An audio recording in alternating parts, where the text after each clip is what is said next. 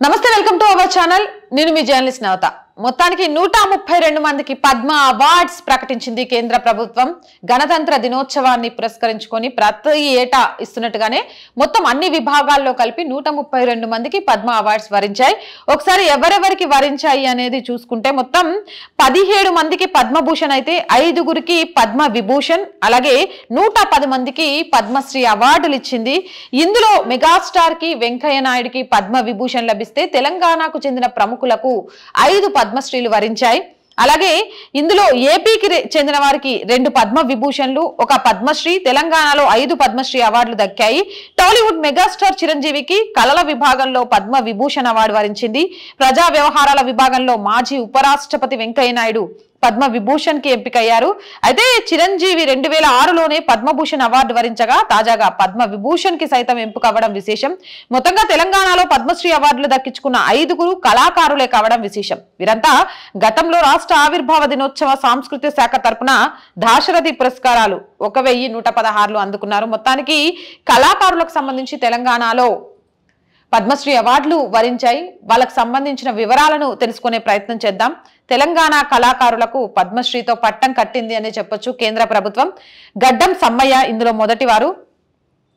జనగామ జిల్లా దేవురుప్పుల మండలం అప్పిరెడ్డిపల్లిలో గడ్డం సమ్మయ్య 1958 జనవరి 5ను జన్మించారు అప్పిరెడ్డిపల్లిలో 6వ తరగతి వరకు విద్యనభ్యసించారు చిందు యక్షగానంలో అనేక ప్రదర్శనలు ఇచ్చారు తెలంగాణ ప్రభుత్వం 2017లో జానపద కళలు విభాగంలో రాష్ట్ర ఆవిర్భావం సందర్భంగా పురస్కారం అందజేసింది ఉమ్మడి రాష్ట్రంలో కళారత్న అవార్డులు అందుకున్నారు ఆల్ ఇండియా రేడియో దూరదర్శన్లో ప్రదర్శనలు ఇచ్చారు ఆ గడ్డం సమ్మయ్య గారికి అభినందనలు ఇక రెండో వ్యక్తి ఏవేలు Anandachari temple architecture ఏవేలు ఆనందాచారిని Padmashri award వరించింది ఆంధ్రప్రదేశ్ రాష్ట్రం చిత్తూరు జిల్లా వెన్నంపల్లిలో 1952 జూన్ 1న జన్మించారు ఆయన ప్రస్తుతం హైదరాబాద్ లోని స్థిర నివాసం ఏర్పరచుకున్నారు ఏపీ ప్రభుత్వంలో చీఫ్ స్థపతి సలహాదారులుగా పనిచేశారు ఎండోమెంట్ డిపార్ట్మెంట్ హైదరాబాద్ లో పనిచేస్తున్నారు 250కి పైగా ఆలయ నిర్మాణ పనులను చేపట్టారు లిమ్కా బుక్ ఆఫ్ రికార్డ్ లో చోటు దక్కించుకున్నారు ఇప్పుడు పద్మశ్రీ అవార్డుని సొంతం చేసుకున్నారు మనస్ఫూర్తిగా అభినందనలు అలాగే కూరెళ్ల విఠలాచార్య అభాల్య కవి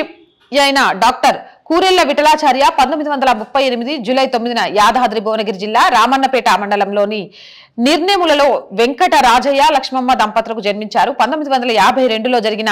నాన్ ముల్కీ ఉద్యమంలో విద్యార్థిగా పాల్గొని హర్తాల్ తదితర కార్యక్రమాల్ని విజయవంతంగా చేపట్టారు 1969లో జరిగిన ప్రత్యేక రాష్ట్ర ఉద్యమంలో ఉద్యోగిగా చురుకైన పాత్రను పోషించారు 2001 నుంచి విశ్రాంత ఉద్యోగిగా పాల్గొంటూ కవిగా రచయితగా వక్తగా తనదైన ముద్రను ఉద్యమంలో చూపెట్టారు విఠలాచార్యాల గారికి కూడా మనస్ఫూర్తిగా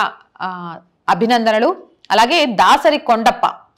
నారాయణపేట జిల్లా దామరగిద్దకు చెందిన బుర్రవీణ కళాకారుడు 63 ఏళ్ల దాసరి కొండప్పకు పద్మశ్రీ వరించింది తెలుగు కన్నడ భాషల్లో సామాజిక మతపరమైన నైతిక కూర్పులను ఆధ్యాత్మిక తాత్విక అనుకరణలలో పాడారు బుర్రవీణ అంతరించిపోకుండా కాపాడారు ఇలాంటి కళలను కాపాడుకోవాల్సిన అవసరం ఉంది పద్మశ్రీలు వచ్చినప్పుడు మాత్రమే కాకుండా ఇలాంటి వారిని గుర్తించి ఎప్పటికప్పుడు వారికి సంబంధించిన వివరాలు మీడియాలో తెలియజేయడం ద్వారా ఆ కళలను కూడా మనం కాపాడుకున్న వాళ్ళం అవుతాం దాసరి కొండప్ప గారికి అభినందనలు కేతావత్ సోమ్లాల్ యాదాద్రి భువనగిరి జిల్లా భువనగిరి మండలం ఆకుతోట భావితండాకు చెందిన వ్యక్తి కేతావత్ సోమ్లాల్ తన జాతి కోసం 16 నెలల పాటు శ్రమించి భగవద్గీతలోని 700 శ్లోకాలను బంజారా భాషలోకి అనువదించారు తెలుగు లిపిలో బంజారాలకు సులభంగా అర్థమయ్యే రీతిలో గీతను మలిచి వారికి గీతోపదేశం చేశారు బంజారా జాతి జాగృతి కోసం 200కు పైగా పాటలు రాశారు కేతావత్ సోమ్లాల్ గారికి కూడా మనస్ఫూర్తిగా అభినందనలు మన భగవద్గీత రామాయణం వారి వారి భాషల్లోకి అనువదించి జనాలకు సుపరిచితం చేయడంలో ముఖ్యంగా బంజారులకు సుపరిచితం చేయడంలో ఈయన చేసిన కృషి అయితే అభినందనీయం మనస్ఫూర్తిగా వీళ్ళందరికీ కూడా అవార్డ్స్ తీసుకున్న ప్రతి ఒక్కరికి కూడా మనస్ఫూర్తిగా అభినందనలు అలాగే మెగాస్టార్ చిరంజీవి గతంలో చాలా సార్లు మాట్లాడారు తెలుగు వారికి సంబంధించి సరైన ప్రాముఖ్యత లభించట్లేదు కాబట్టి ఆ దిశగా అడుగులు పడాలి అని మరి పద్మ విభూషణ్ తీసుకున్న తర్వాత చిరంజీవి గారు ఆ దిశగా ముఖ్యంగా తెలంగాణ సినీ ఇండస్ట్రీ తెలంగాణలో కళాకారులకు అవకాశాలు రావడంపై ప్రత్యేక దృష్టి పెట్టాలి అని మనందరం కూడా మనస్ఫూర్తిగా కోరుకుందాం అలాగే వెంకయ్య నాయుడుకి కూడా పద్మ విభూషణ్ అవార్డు లభించింది ఆయనకు కూడా ప్రత్యేక అభినందనలు మొత్తానికి 132 మంది ఎవరైతే పద్మ అవార్డ్స్ తీసుకున్నారో, అది వివిధ కేటగిరీలు, అటు పద్మభూషణ్ కానివ్వండి, పద్మ విభూషణ్ కానివ్వండి, పద్మశ్రీ కానివ్వండి, వారందరికీ కూడా మనస్ఫూర్తిగా అభినందనలు. ఇందులో విప్లవకారులు ఉన్నారు, కళాకారులు ఉన్నారు, అలాగే కులాలకు మతాలకు అతీతంగా ప్రతిభ కనబరిచిన ప్రతి ఒక్కరికి పద్మ అవార్డులు దక్కాయి అంటూ కూడా అన్ని మీడియా ఛానల్స్లో కూడా చెప్తున్నారు. అవార్డు అనేది ప్రతిభకే తప్ప ఆర్థిక స్థితికో కులానికో కాకూడదు అనే విషయం ఇక్కడ స్పష్టంగా కనిపించింది. నిష్పక్షపాతంగా లభించాయి అని చెప్పడానికి ఈరోజు అవార్డు తీసుకున్న వాళ్ళలో చాలా మంది ఉదాహరణగా చెప్పుకోవచ్చు. ఇలానే ముందు కూడా ప్రతిభకు పట్టం కట్టే విధంగా అవార్డుల ప్రధానోత్సవం ఉండాలని మనస్ఫూర్తిగా కోరుకుందాం. ఇలాంటి మోర్ వీడియోస్ కోసం మన ఛానల్ని వెంటనే సబ్స్క్రైబ్ చేసుకోండి. ఈ వీడియో నచ్చినట్లయితే లైక్ చేయండి, షేర్ చేయండి.